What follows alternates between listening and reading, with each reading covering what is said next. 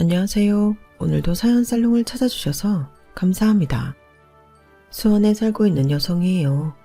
고생 끝에 낙이 온다고 하잖아요. 저희 부부는 요즘 그 말을 실감하며 살고 있어요. 생애 첫 우리 집을 마련했거든요. 그냥 집도 아니고 무려 4층짜리 건물을요. 결혼하고 이날 이때까지 우리 부부는 고생을 참 많이 했어요. 돈 때문에도 고생을 했지만 특히 막내 아들 건강 때문에 마음고생이 많았거든요. 그 과정에서 저희 부부한테 가장 큰 상처를 준 사람은 다름 아닌 저희 시어머니였어요. 차라리 남한테 그런 상처를 받았다면 욕이나 실컷 해주고 끝냈을 거예요. 그런데 시어머니와는 그럴 수가 없잖아요. 어쩌면 어머님도 저희의 그런 약점을 알고 더 함부로 하셨는지도 모르겠네요. 지렁이도 밟히면 꿈틀한다고 저희 부부라고 마냥 참고 살 수만은 없겠더라고요. 다른 것도 아니고 내 자식 목숨이 달린 일 앞에서 수모를 당한 거였으니까요. 천상효자라고 불리던 남편도 그 일로 인해 가슴에 한이 많이 맺혔던지 결국 칼을 뽑아 부모 자식 영까지 끊더라고요. 그럼 지금부터 저희 부부와 시어머니의 얽힌 사연을 들려드릴게요. 저희 시어머니는 처음부터 저희 결혼을 반대하셨어요. 제가 마음에 안 들어서 그랬던 게 아니라 어머님 마음에 들었던 게 문제였죠. 정확히는 제 친정의 재력이요. 며느리 친정 재력이 좋은데 왜 반대를 하셨냐고요? 거기엔 약간의 사정이 있었어요. 저희 시어머니는 맏아들에 대한 기대가 큰 분이세요. 그래서 자식이 셋이 있는데도 유독 맏아들한테만 지원을 아끼지 않으셨어요. 그의 부흥이라도 하듯이 아주버님은 명문대를 나와 대기업에 입사했고요. 그러니 어머님은 더더욱 맏아들의 뒷배가 되어줄 재력 있는 집안딸을 맏며느리로 드리고 싶어 하셨던 거예요.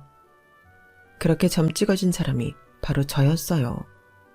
저희 외가가 대대로 사업을 크게 해서 재력도 그렇고 인맥이 상당하거든요. 어머님은 그걸 당신 맏아들 손에 쥐어주고 싶으셨던 거예요. 그런데 아주버님과 제가 인연이 아니라서 그랬는지 하필 그날 아주버님한테 급한 업무가 생기는 바람에 약속 장소에 동생을 대신 내보내게 된 거죠. 그 동생이 바로 제 남편이에요. 남편한테 주어진 임무는 아주버님 대신 제게 사과를 하고 집까지 데려다 주는 거였어요. 문제는 남편도 저도 그렇게 헤어지고 싶지 않았다는 거죠.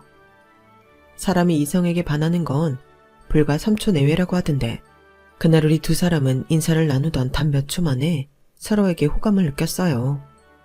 그래서 서로의 본분도 잊은 채 시간 가는 줄도 모르고 3시간이나 얘기를 나누고 말았죠. 그리고도 헤어지는 게 못내 아쉬워서 자리까지 옮겨 맥주도 한잔 했고요. 그 만남을 계기로 우리는 바로 사귀기 시작했어요. 물론 어머님은 그런 사실을 알지 못하셨죠. 남편은 집에 저와 만난다는 걸 알리지 않았거든요.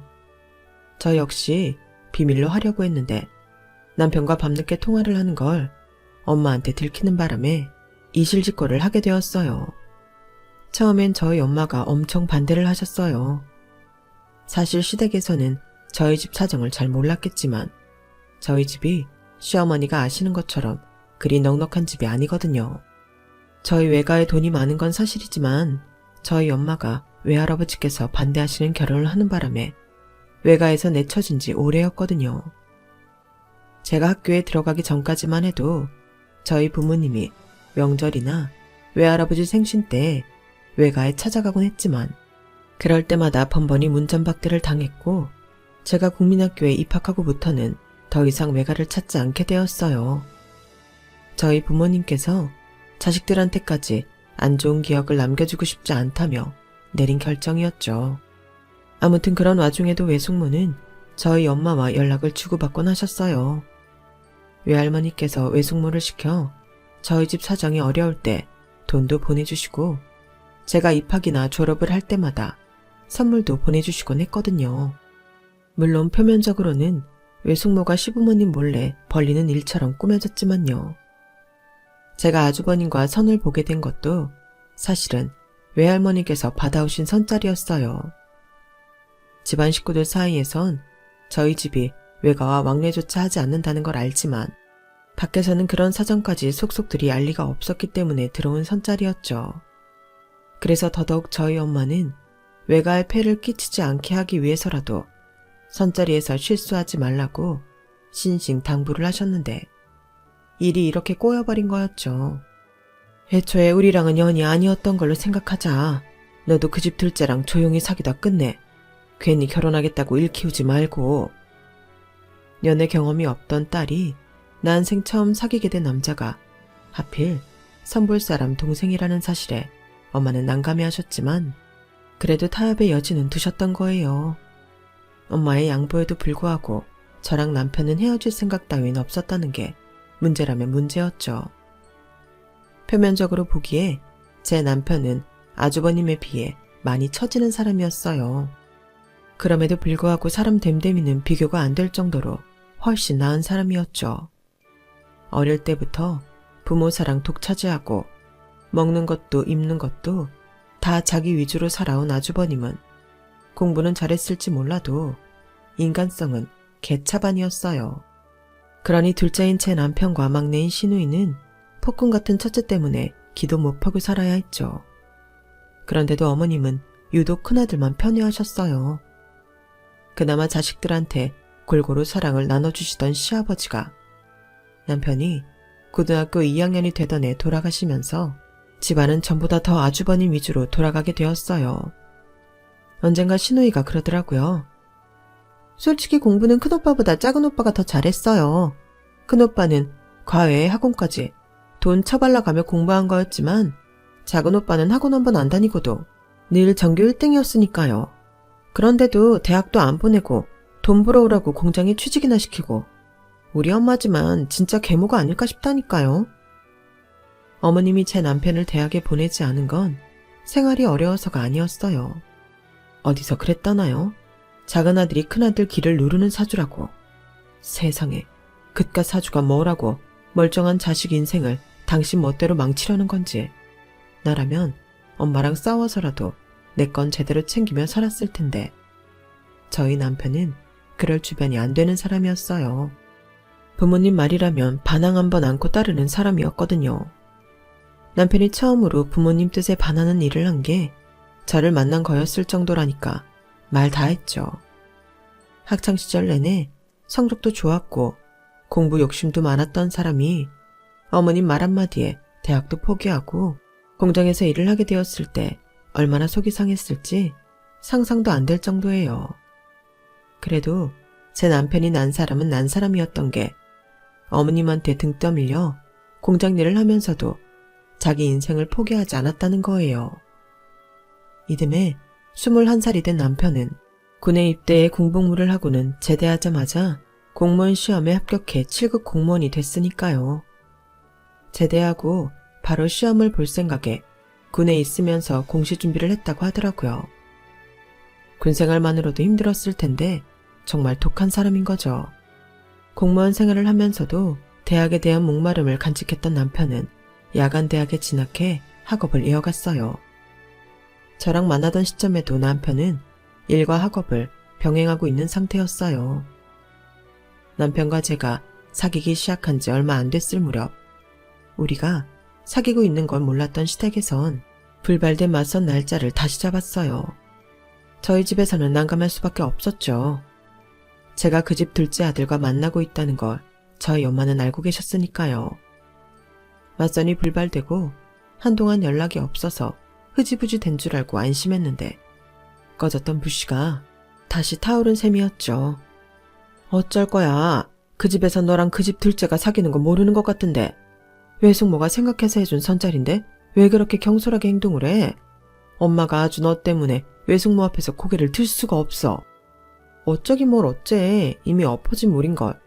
애초에 약속 펑크된 그 집 큰아들이 잘못한 거지. 그리고 엄마도 상준씨 만나보면 내가 왜 이런 선택을 했는지 알게 될 거야. 정말 괜찮은 사람이야. 아, 몰라. 엄마랑 아빠 몰랐던 걸로 할 테니까 네가 직접 만나서 거절을 하든 구워 삶고 오든 알아서 해. 그렇게 저는 다시 잡힌 선자리에 나가게 되었어요. 저뿐만 아니라 남편도 함께요. 저희 두 사람이 나란히 걸어 들어오자 아주버님이 꽤나 놀라더라고요.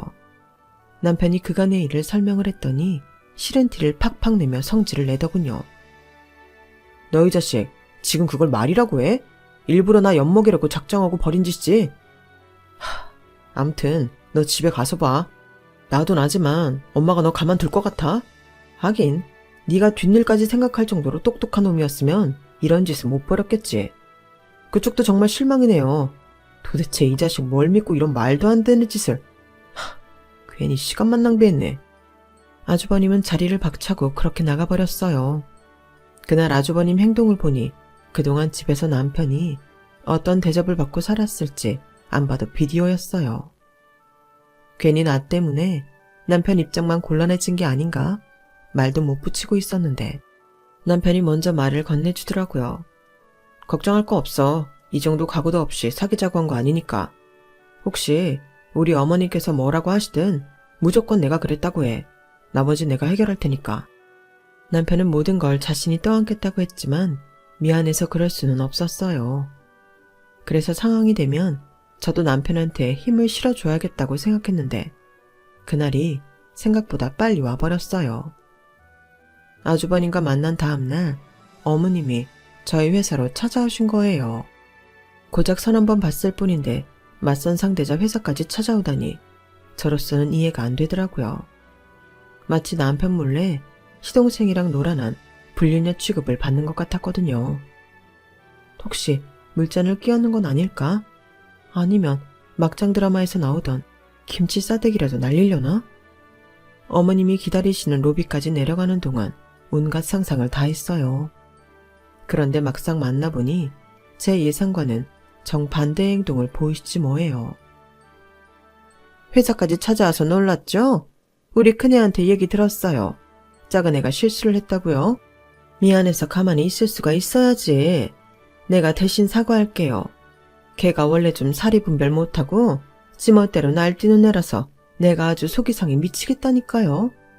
내 자식 일로 이런 말하기 염치 없지만 작은 애는 있고 우리 큰애랑 한번 만나봐요. 우리 큰애는 어릴 때부터 부모 속썩인 일 한 번 없이 얼마나 착했나 몰라.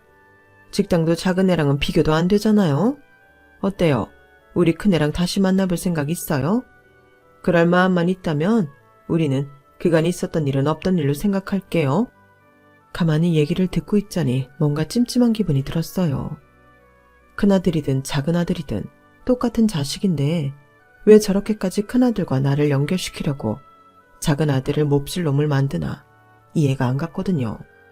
그런데 어머님 말씀을 들어보니 그 이유를 알 것 같았어요.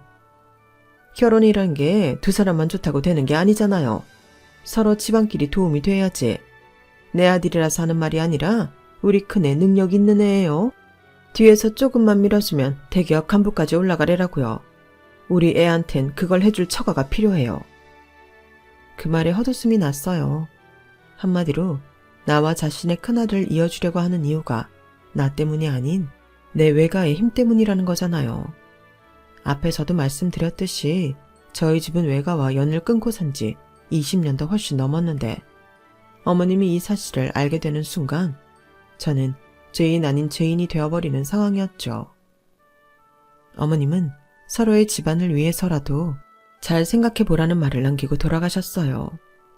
제가 만약 남편과 결혼까지 갈 생각이 없었다면 그때 제 상황을 말씀드리고 편하게 연애를 했을 거예요.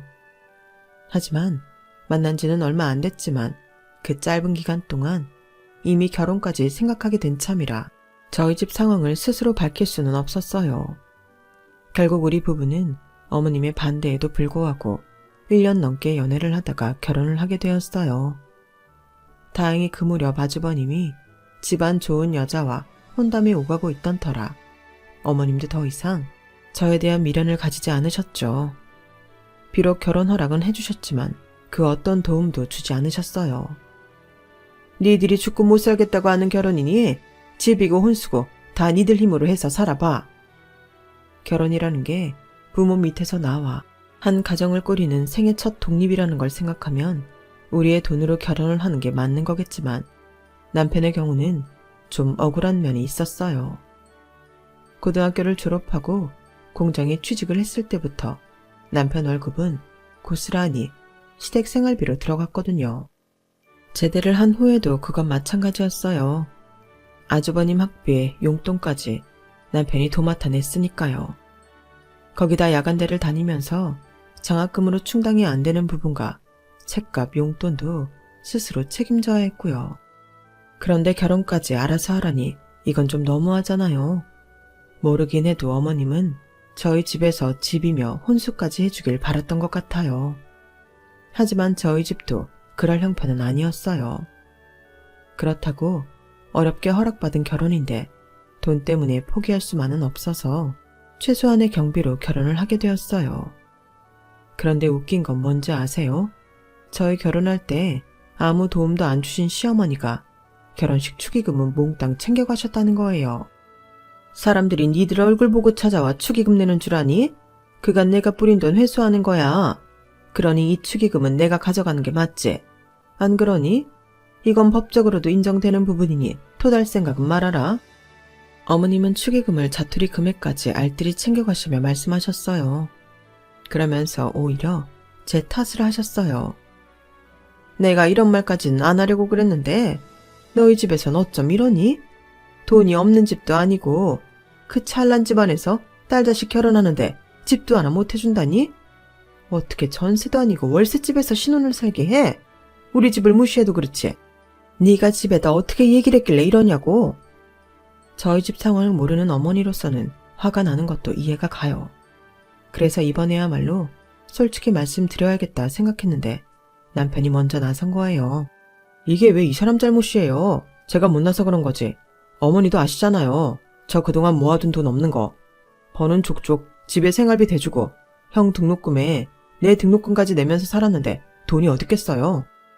너 지금 생활비 좀 내고 네 형 등록금 몇 번 내줬다고 생색내는 거니? 가족끼리 그깟 일로 꼭 생생을 내야겠어. 누가 들으면 네가 우리 집을 위해 대단한 희생이나 하고 산 줄 알겠다. 결혼한 지 얼마나 됐다고? 벌써부터 우리랑 상국고 살 생각이 모양인데. 알았어. 앞으로 너한텐 땡전 한 푼 안 받고 살 테니 그런 줄 알아.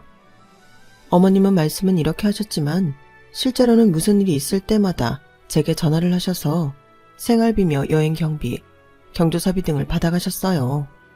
그러면서 정작 저희가 어머님 도움이 필요할 때는 얄짤 없더라고요. 제가 첫애를 낳고 회사 복귀를 앞두고 있을 때 아이를 맡아줄 어린이집을 못 구해서 발을 동동 구르고 있었거든요. 그래서 어머님께 어린이집 구할 때까지만 애 좀 봐달라고 했더니 이러시는 거예요. 얘, 애는 니들이 낳았으면서 왜 나보고 키우라고 그러니? 돈도 또 뭐해? 어린이집이 없으면 애 봐주는 사람 불러다 쓰면 될 거 아니야. 부모가 죄인이니? 언제까지 자식들 뒤치다꺼리나 하고 살라는 거냐고. 암튼 난 그렇게는 못하니까 니들이 알아서 해. 다행히 회사 동료한테 베이비시터를 소개받을 수 있어서 급한 불은 끌 수 있었지만 그때 일을 생각하면 아직도 식은땀이 날 정도예요. 돈 필요할 땐 자식이고 도움을 줘야 할 땐 남보다 더 못하게 굴던 시어머니는 믿었던 큰아들이 부잣집 사이로 가면서 많이 바뀌게 되었어요. 처음엔 좋으셨죠. 별것도 없는 저희 시댁에 재력 있는 집안 딸이 시집을 온다고 하니 로또에 당첨된 기분이었을 거예요. 그런데 세상 이치가 그렇잖아요. 있는 집에서 뭐가 아쉬워 저희 아주버님 같은 사람을 사위로 드리겠어요. 대기업에 다닌다고는 하지만 그런 사람이 어디 한둘인가요. 물론 어머님은 당신 아들 잘난 것만 생각하시는 분이니 이 결혼에 대해 일말의 의심도 않으셨겠지만 제3자인 저로서는 의심스러운 부분이 한둘이 아니더라고요. 그런데 아니나 다를까 아주버님이 결혼하고 반년도 안 돼서 그 전말이 밝혀진 거예요. 알고 보니 형님한테는 이혼 경력이 있더라고요. 혼인신고는 하지 않았으니 호적상으로는 깨끗했지만 식도 올리고 1년 넘게 결혼 생활도 했더라고요. 그러니 자신들과 급이 맞는 집들과 어떻게 혼사를 진행할 수 있겠어요. 돈은 부족해도 사위자리만 변변하다면 누구든 받아들일 생각으로 저희 아주버님과 선을 주선했던 거였죠. 나중에 안 사실이지만 아주버님은 이런 사실을 알고도 결혼을 진행한 거였더라고요. 말로는 자식이 딸려 있었더라도 그 결혼은 했을 거라고 하더군요. 그만큼 아주버님은 출세 지향적인 사람이었어요. 하지만 아주버님과는 달리 어머니 입장에선 청천벽력 같은 일이었죠. 평소 저를 자기 집 종부리듯 하면서도 형님한테는 주인집 상점 모시듯 했던 시어머니가 형님 과거를 알고는 180도 달라진 거예요. 그렇다고 이미 한 결혼, 물릴 생각이 있어서 그랬던 건 아닌 것 같고 기선제압을 해서 맏며느리를 부리고 살아야겠다 그렇게 생각했던 것 같은데 이게 엉뚱한 결과를 만들어낸 거죠. 그날은 어머님 생신을 앞두고 형제들이 시댁에 모이기로 한 날이었는데 아주버님 혼자 왔더라고요. 아주버님은 시종일관 굳은 표정을 하더니 식사를 마치자 기다렸다는 듯 말을 꺼냈어요. 어머니, 제 와이프한테 도대체 무슨 소리를 하신 거예요? 결혼 전에 동거좀한 게 무슨 큰 죄라고 사람을 쥐잡듯 하셨냐고요. 저요, 처가덕의 회사에서 인정받고 다니는 거 어머니도 아시잖아요. 그깟 작은 흠이 제가 처가에서 받는 도움에 비할 거나 돼요? 아무튼 이번 일로 제 와이프가 많이 화났어요. 앞으로는 어머님 안 보고 살겠대요. 뭐? 아니 못 낀 놈이 성된다고 지가 몸뚱이 함부로 굴리고 산 걸 창피해야지. 되려 시애미 탓을 해? 아무리 세상이 변했다지만 이런 경우 없는 일은 또 처음이네. 아들, 설마 넌 이 와이프 편들겠다고 내 앞에서 시위하는 건 아니지? 유치하게 좀 굴지 마세요. 내가 무슨 편을 들어요. 난 그저 내 가정 지킬 생각뿐이라고요. 그러니까 앞으로는 그 사람 여기 올 일 없으니까 그렇게 아시라고요. 생활비는 부족하지 않게 보내드릴 테니까 그렇게 아세요. 아주버님은 자기 할 말만 끝내곤 집을 나섰어요. 평생을 큰아들만 보고 살았던 시어머니는 한순간에 낙동강 오리알이 되고 말았어요. 상황이 이렇게 되고 나니 그제야 저랑 저희 남편한테 없던 애정이 생긴 것처럼 행동하시더군요. 물론 어디까지나 당신 편한 상황에만요. 하루아침에 큰아들한테 버려진 어머님도 불쌍하지만 그보다 더 불쌍하게 된 사람은 바로 저였어요. 엄연히 제 남편이 둘째고 시댁에서 받은 것도 하나 없는 처지인데도 저는 맏며느리 노릇까지 다 해가며 살아야 했으니까요. 그렇게 하고도 좋은 소리 한번 못 듣는데도 남편 때문에 꾹 참고 살아야 했어요. 아주버님이 그날 그렇게 가버린 이후로 남편은 어머님께 측은지심이 생겼는지 형 목까지 아들 노릇을 하려 들었거든요. 어머님은 그런 채 남편을 알차게 이용하셨고요. 제 눈엔 꽁 대신 닭이 된 남편이 가여웠지만 그래도 자기가 원하니 말릴 생각은 없었어요. 그런데 이제 조금 우리 부부한테 마음을 여는 듯 보였던 시어머니한테 뒤통수를 크게 한 방 맞는 일이 생긴 거예요. 자세히 서술은 안 했지만 결혼을 은행 대출금으로 시작한 저희 부부는 결혼기간 내내 돈 때문에 시달려야 했어요. 아무리 둘이 벌고는 있다고 해도 은행 대출금에 시어머니 용돈과 생활비까지 부담하고 살려니 넉넉한 생활은 애당초 포기하고 살아야 했죠. 아이를 낳고 난 후로는 아이한테 들어가는 돈도 적지 않아서 매달 빠듯하게 넘기곤 했어요. 그러다 둘째 아이를 낳고서는 집안에 안 좋은 일까지 겹쳐서 사는 게 더 팍팍해져 버렸죠. 둘째를 출산한 저는 육아휴직 기간 중에 회사로부터 안 좋은 소식을 접하게 되었어요. 경영 악화로 인해 희망퇴직을 강요받게 된 거예요. 윤대리는 그래도 돈 버는 남편이라도 있잖아. 혼자 벌어서 가족 부양하는 가장들보다는 상대적으로 덜 힘들지 않겠냐고. 윤대리가 집에서 육아휴직하고 있는 동안 사무실에 남아있는 직원들은 하루하루 피말리며 살았어. 그러니까 미안하지만 윤대리가 결심 좀 해줘. 자기 역시 언제 잘릴지 모른다며 전전긍긍하는 과장님 말에 할 말이 없더라고요. 다 같이 어려운 상황인데 내 사정만 봐달라고 할 수는 없으니까요. 그래서 희망퇴직을 하게 되었어요. 한창 돈이 들어갈 때에 실직까지 하게 되자 걱정이 이만저만이 아니었어요. 은행 이자가 올라서 대출 이자는 매달 늘어나지. 아무리 생활비를 줄이려고 노력해도 두 아이한테 들어가는 돈까지 줄일 수도 없으니까요. 그런데 그러던 차에 둘째 애가 심장에 이상이 있다는 진단까지 받게 된 거예요. 당장 수술을 받지 않으면 생명에 지장이 있는 거라서 우리 부부는 앞뒤에 안 재고 수술을 감행하기로 했어요. 그런데 수술도 수술이지만 당장 손에 쥔 돈이 없어서 수술비가 더 걱정이더라고요. 여기저기 돈을 마련하려고 뛰어다녀 봤지만 수술비에는 턱없이 부족했어요. 그래서 다만 얼마라도 빌려볼 생각으로 시댁에 찾아갔어요. 매달 아주버님이 어머님 생활비로 300씩 보내주는 데다가 형님이 시집 올 때 어머님 앞으로 상가도 하나 해주셨으니 돈이 없지는 않을 것 같았거든요. 무엇보다 다른 것도 아니고 손주 수술비라는데 설마 모른 척 하실까 생각했는데 정말 기가 막힌 소리를 하시더라고요. 어머, 니들 정말 웃긴다. 내가 돈이 어딨니? 수중에 있는 돈이래 봐야 네 형이 보내주는 생활비가 고작인데 나 돈 없다. 어머님, 그러지 마시고 돈 좀 빌려주세요. 저희 그 돈 그냥 달라는 거 아니에요. 무슨 일이 있어도 어머님 돈은 꼭 갚아드릴 테니까 제발 우리 수호 좀 살려주세요. 네, 어머님. 자식 목숨 앞에선 염치고 뭐고 따질 겨를이 없어서 거실 바닥에 무릎까지 꿇고는 통사정을 했어요. 그런데도 시어머니는 끝까지 안 된다고 못을 박으시더라고요. 결국 빈손으로 시댁에서 쫓겨난 우리 부부는 터덜터덜 집으로 돌아와야 했어요.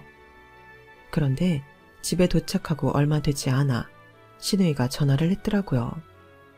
신우는 결혼한 지 얼마 안 된 터라 차마 돈 빌려달라는 전화는 할 수 없었는데 신우이가 먼저 전화해 500만 원을 남편 계좌로 보냈다고 하더라고요. 오빠, 그런 일이 있으면 나한테 전화를 하지. 뭐하러 엄마를 찾아갔어? 엄마가 뭐라는 줄 알아? 내일 병원 가서 보톡스 맞고 시술하려고 돈 찾아 나온 거 어떻게 알고 귀신같이 찾아왔다고 욕하더라. 혹시 내가 엄마 수중에 돈 있다는 말 흘렸냐고. 오빠는 그렇게 당해 오고도 엄마를 몰라? 엄마한텐 큰오빠랑 자기 자신밖에 없다고. 그나저나 우리 수호 어떡해? 어린 게 그 큰 수술을 잘 버텨야 하는데. 오빠, 나한테 있는 돈이 500분이라서 그거라도 보냈어.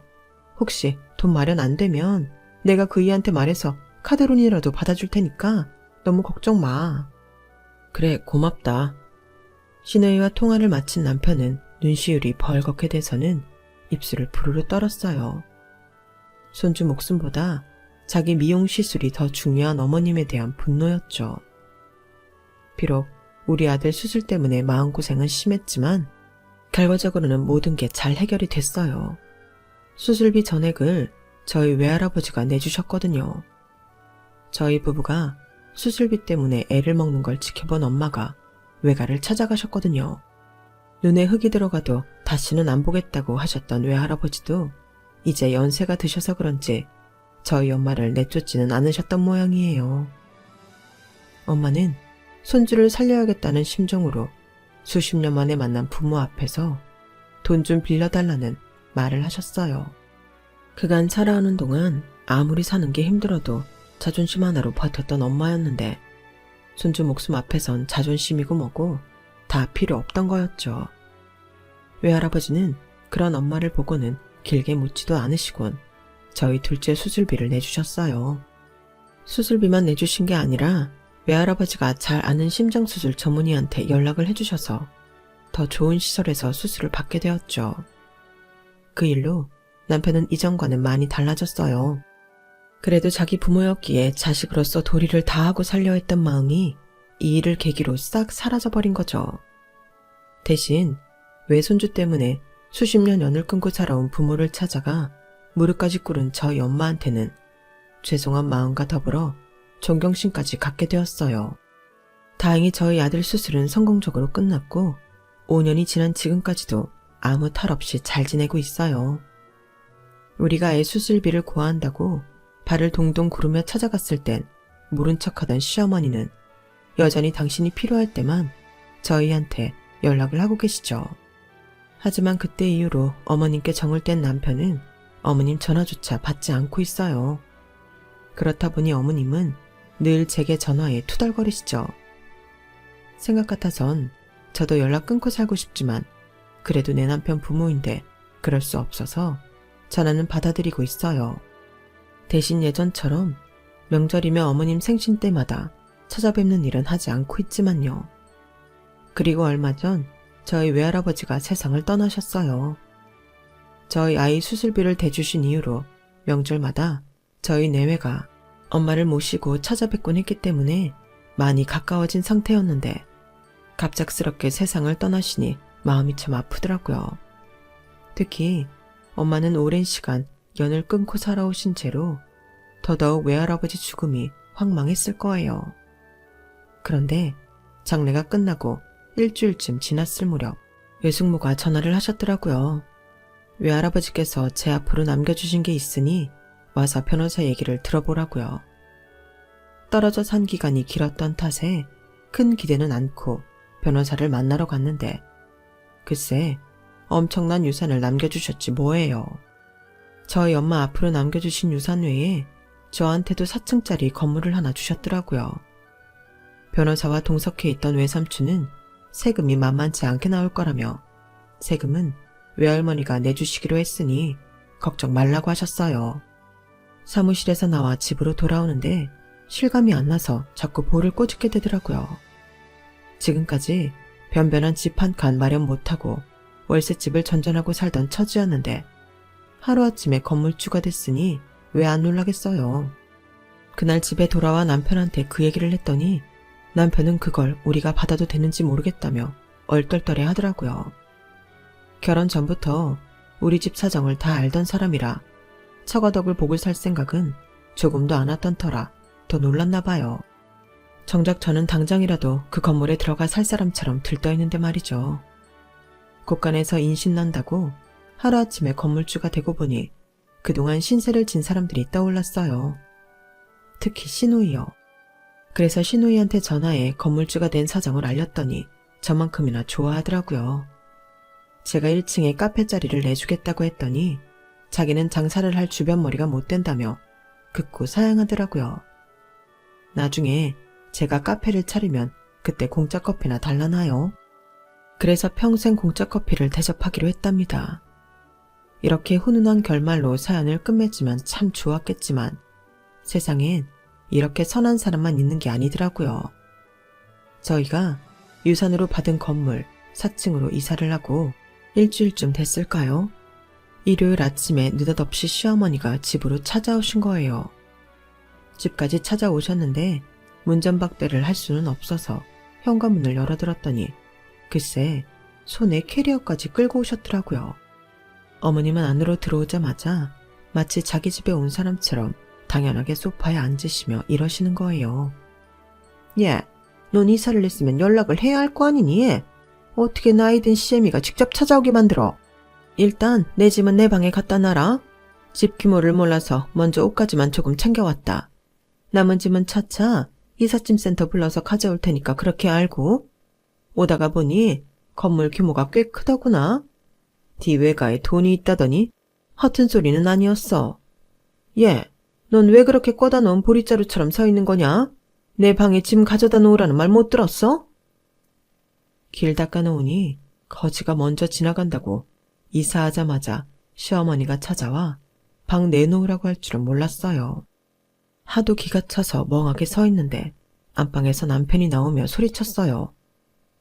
여기가 어디라고 오셨어요? 어머니 방이요? 그걸 왜 우리 집에서 찾으세요? 얼굴에 보톡스 맞을 돈은 있어도 사경을 하면은 손주 수술비 대줄 돈은 없다는 분이 무슨 염치로 짐까지 싸들고 오셨냐고요. 당장 나가세요.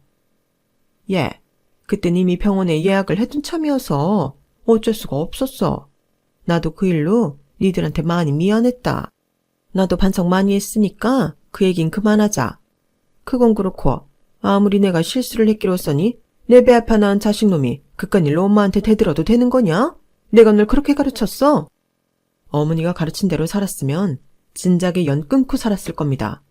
달면 삼키고 쓰면 뱉는 게 어머니 아닙니까? 그렇게 받들고 살던 큰아들한테 버림받고 나니까 이제 평생 거들떠도 안 보던 제가 아들로 보이시나 본데요. 전요, 어머니 같은 사람을 부모로 모시고 살 생각 추워도 없습니다. 아니, 어머니 목소리만 들어도 속에서 부어가 끓는다고요. 어머니는 그날 손주뿐만 아니라 저도 함께 버리신 겁니다. 어머니가 외면했던 내 자식을 위해 저희 장모님은 당신 자존심까지 버려가며 무릎을 꿇으셨어요. 그렇게 제 자식을 살려주셨다고요. 어머니라면 그럴 수 있으시겠어요? 절대 못하시겠죠? 그게 어머니와 저희 장모님의 차이예요. 뿌린 대로 거둔다는 말이 있죠.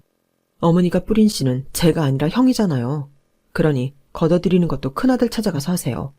앞으로 나한테도 그렇고 내 아내한테도 절대 연락하지 말란 말입니다. 이게 어머니한테 배운 인생 사는 법이에요. 아셨어요? 더 험한 소리 나오기 전에 우리 집에서 당장 나가세요. 남편은 소파에 앉아있던 어머님 팔을 끌어 현관 밖으로 내몰았어요. 어머님이 들고 오신 캐리어도 밖에 던져버렸고요. 그날 남편은 현관문을 두드리며 잘못했다고 용서를 비는 시어머니를 끝내 외면했어요. 30년 넘게 가슴에 쌓였던 어머님에 대한 남편의 원망은 그렇게 결말을 지었죠. 남편이 그러더라고요. 앞으로는 내가 아무리 노력해도 나를 봐주지 않는 사람한테 매달리고 애정을 구걸하기보다는 나를 아끼고 사랑해주는 사람들을 챙기고 살겠다고요. 그게 한 번뿐인 인생을 후회 없이 사는 길이라고 말이죠. 저도 남편과 함께 후회 없는 인생을 살아보겠습니다. 지금까지 제 사연을 들어주셔서 감사합니다.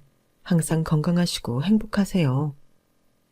여러분, 사연 댓글에 응원과 현명한 조언 부탁드려요. 좋아요와 구독은 저에게 큰 힘이 됩니다. 오늘도 좋은 일 가득하세요.